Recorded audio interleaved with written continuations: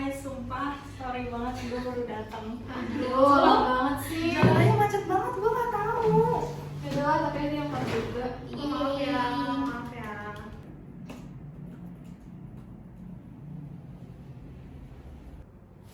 Kalian lihat deh, gue kan lagi baca berita ya.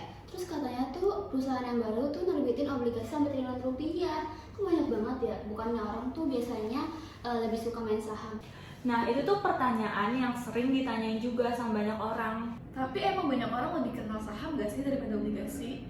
Nah, gue juga taunya kayak gitu. Kalau dengar investasi, pasti langsung kepikirannya saham gak sih? Padahal nih ya, obligasi itu termasuk salah satu jenis investasi. Tapi sebenarnya obligasi kapan sih? Coba ya lo bayangin, lo punya duit 100 juta.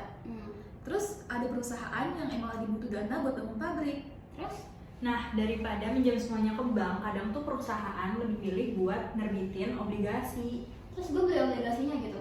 Iya, jadi lo meminjamkan duit lo ke perusahaan. Tapi gue bukan pemilik perusahaannya. Bukan. Nah, kalau misalkan lo beli saham, lo itu kayak otomatis jadi pemilik perusahaan. Tapi kalau lo beli obligasi, lo tuh jadi pihak yang ngasih pinjaman ke perusahaan tersebut. Oh, jadi itu beda banget ya? Nah, dan sebagai imbalannya itu perusahaan itu akan membayarkan kupon atau bunga. Berarti gue dapat bunga tiap tahun?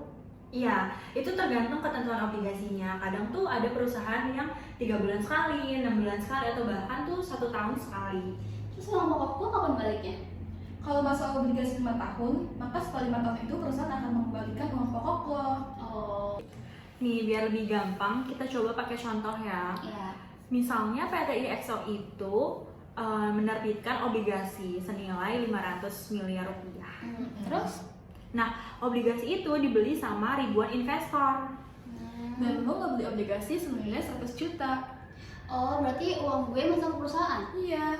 Nah, dan kalau misalkan obligasinya itu 8% per tahun, dan nanti di akhir tahun lo tuh bakal nerima sekitar 8 juta rupiah. Ih, lumayan banget ya? Iya, kalau lumayan banget dan perusahaan itu kan ngembalikin 100 juta lo nanti. Jadi tuh keuntungan bukan cuma uang gue balik, tapi gue juga dapat bunganya. Benar banget dan sepakat. Nah, coba ya, sekarang kita lihat dari sudut pandang akuntansinya. Misalnya, PT IXO ini membeli obligasi yang diterbitkan pada PT NCT senilai 1 juta sebagai investasi. Nah, yang dicatat adalah akun investasi sekuritas utangnya bertambah 1 juta, sedangkan akun kas itu jadi berkurang 100 juta. Oh, berarti itu setiap transaksi dicatat ya? Iya, karena nanti semua transaksi itu bakal masuk ke laporan keuangan. Nah, kalau perusahaannya itu menerima bunga obligasi, maka pendapatan bunganya juga harus dicatat. Terus kalau lo gimana? Ya, nanti laporan keuangannya jadi nggak akurat, makanya kita tuh sebagai akuntan harus teliti. Nah, katanya tuh obligasi itu banyak jenisnya ya? Iya benar, yang pertama itu ada automaturity, jadi obligasi yang memang diniatkan untuk disimpan sampai jatuh tempo. Nah, kalau yang kedua itu jenisnya ada trading. Kayak obligasi itu dibeli buat nantinya tuh dijual kembali dalam waktu dekat agar memperoleh keuntungan dari perubahan harga. Ada lagi? Ada yang ketiga itu available for sale atau AFS, di mana obligasi ini tuh bisa dijual sewaktu-waktu apabila perusahaan itu ngebutuhin dana atau peluang dari investasi lain. Berarti tujuan membeli obligasi ini mempengaruhi kegiatan akuntansinya ya? Iya, benar banget. Tapi ya, kalau misalnya investasinya bagus, pasti ada resikonya nggak sih?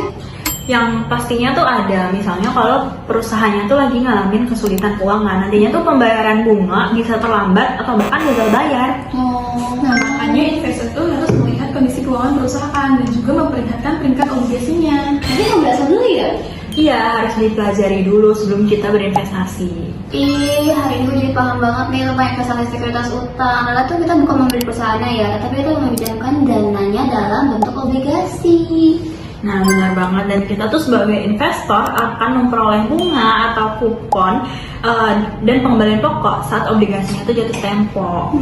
Dan dari sisi akuntansinya, semua transaksinya itu juga harus dicatat sesuai standar agar laporan keuangannya itu tetap akurat. Iya, makasih ya guys, udah dijelasin. Sama-sama.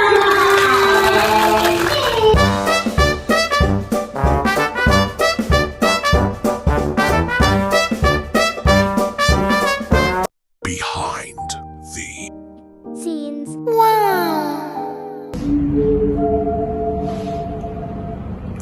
Tinggalnya mana nih?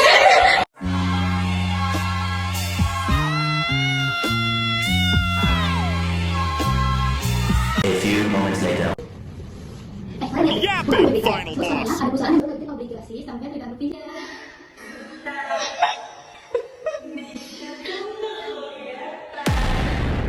Indonesia baca.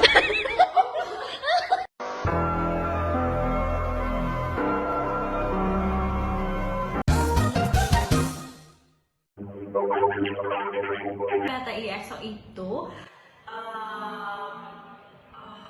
demikian Abah, sorry banget.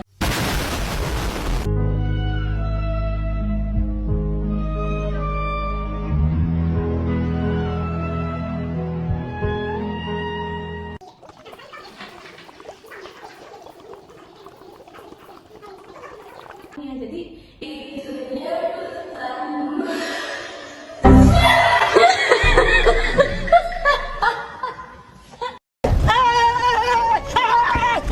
Why are you running?